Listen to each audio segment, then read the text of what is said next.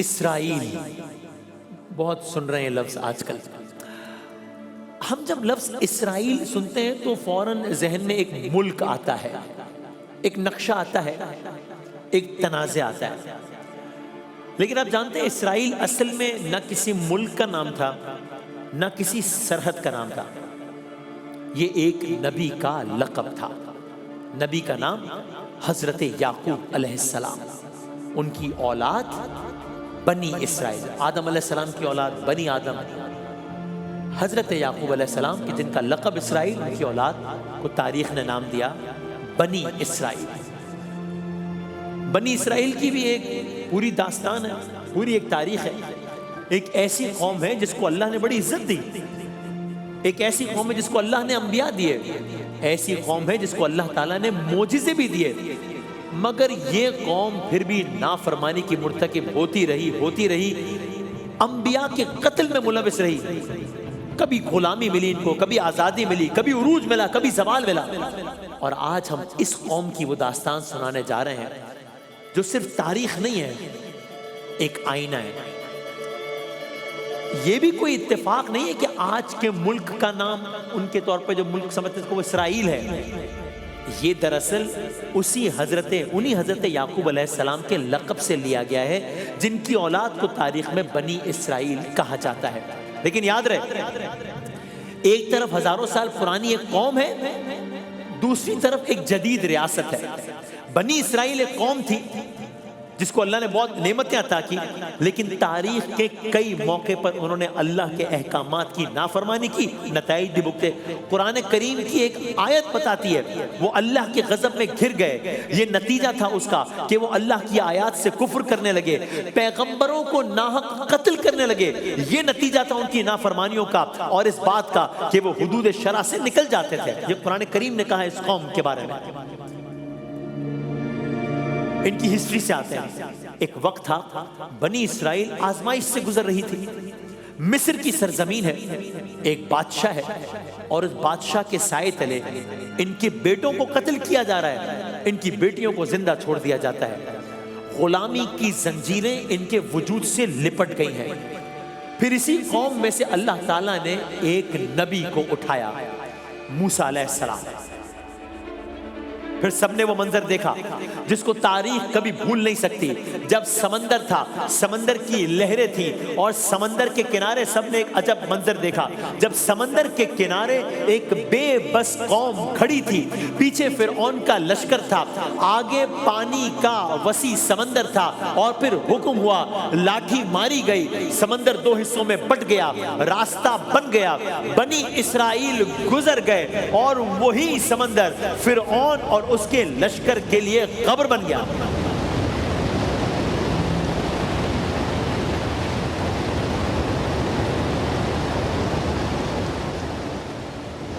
یہی سمندر فرعون اور اس کے لشکر کے لیے قبر بن گیا. بنی اسرائیل آگے نکل گئے.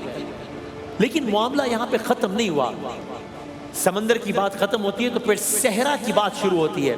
صحرا کی سختیاں آئیں. اللہ تعالیٰ نے اس قوم کو من و سلوہ جیسی نعمتیں عطا کی, بادلوں کا سایہ دیا, مگر پھر بھی قوم کا مزاج کبھی شکایت, کبھی سوالات, کبھی نافرمانی. یہاں تک کہ جب انہیں ایک سرزمین میں داخل ہونے کا حکم ملا, انہوں نے خوف ظاہر کیا. یہ وہ لمحہ تھا جب ایک قوم جسے معجزے اپنی آنکھوں سے دکھائے گئے, 40 سالوں تک صحراؤں میں بھٹکنے پر مجبور ہو گئے.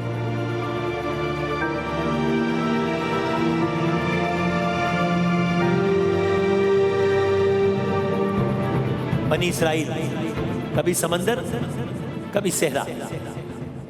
پھر وقت بدلا. پھر اللہ تعالیٰ نے اس قوم کو ایک ایسا لیڈر عطا کیا جس نے تاریخ کا رخ بدل دیا. میں بات کر رہا ہوں اللہ کے نبی حضرت داؤد علیہ السلام کی. وہی داؤد علیہ السلام جنہوں نے جالوت جیسے طاقتور دشمن کو شکست دی.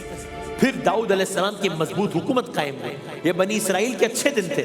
پھر ان کا مزید اچھا وقت آیا. ان کے بیٹے حضرت سلیمان کا دور آیا, جہاں یہ عروج اپنی انتہا کو پہنچ گیا.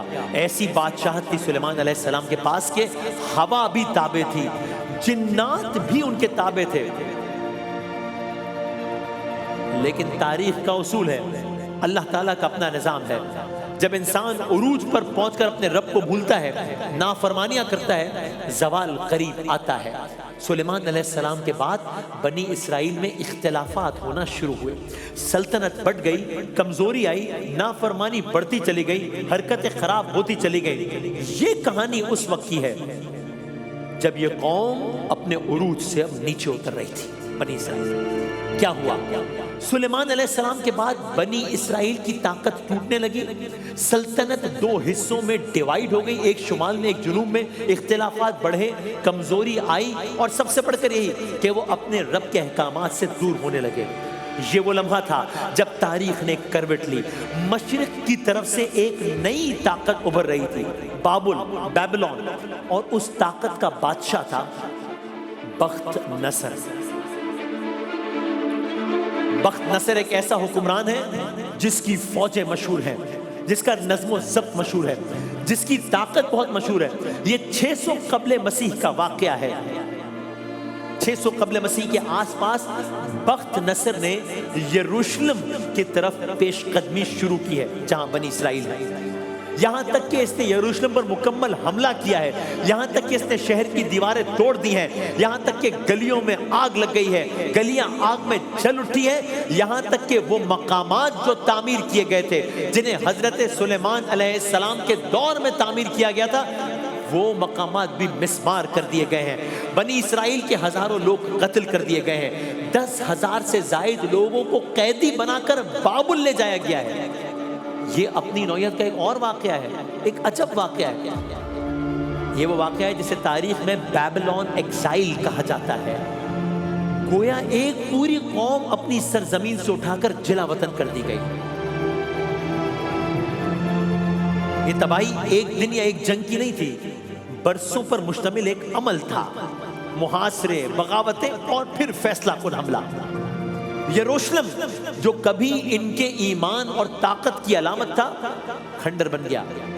بنی اسرائیل جو سلطنت کے وارث تھے، قیدیوں کی صورت میں بابل کی گلیوں میں کھڑے تھے.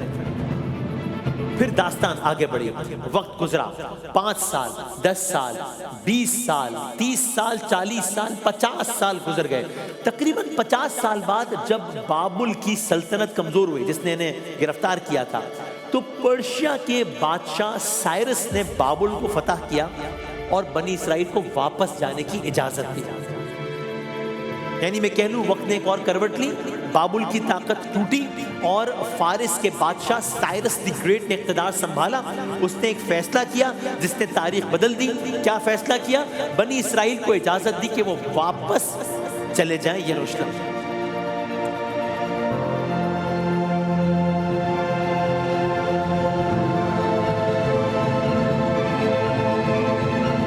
اب ایک منتشر قوم پھر سے اکٹھی ہوئی ہے.